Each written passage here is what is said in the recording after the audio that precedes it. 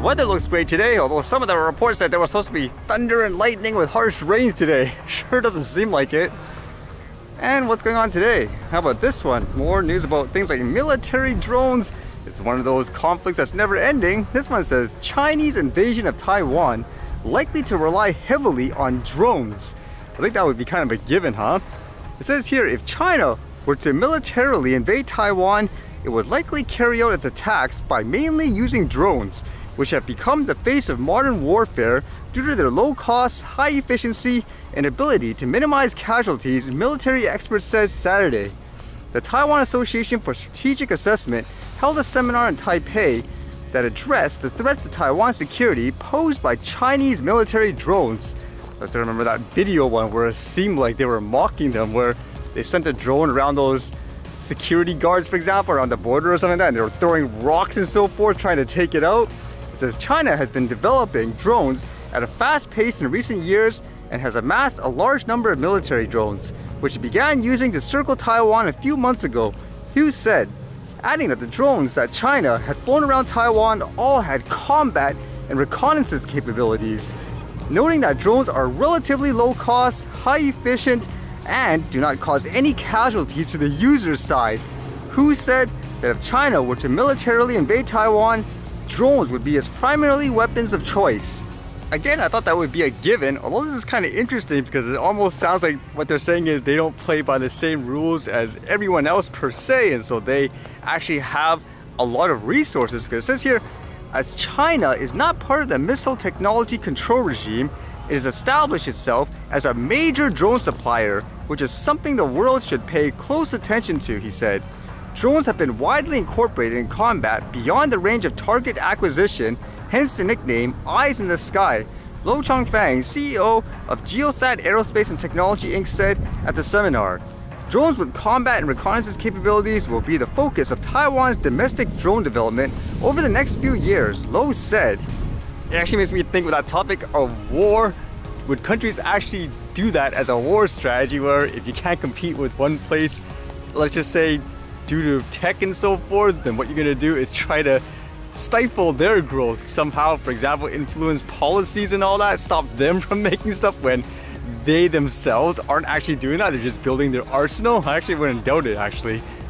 And I guess if there's a lot of, quote, military drones in the air and all that, then you're gonna have to find a way to take them down. And I was reading this, I was like, is this actually practical? This looked like it was basically people bundling up a bunch of guns to shoot down drones.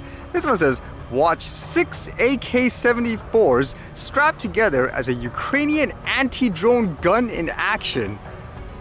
In the latest example of unconventional improvised Ukrainian weapons, we now have video of the contraption made of a half a dozen AK-74 assault rifles in action. This follows footage released 2 days ago which showed the same weapon but did not depict it firing.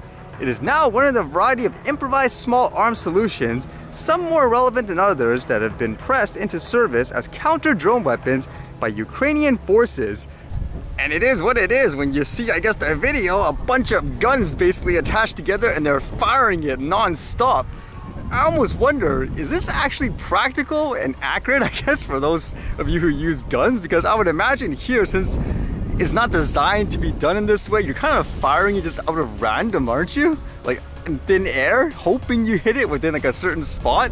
Either way, I guess people improvise with what they have, huh? I just question whether or not this is actually effective, or is this one of those things like, oh, it looks interesting. I'd expect to see these types of things in like videos like on YouTube and stuff for experiments, not to use in actual like war and all that.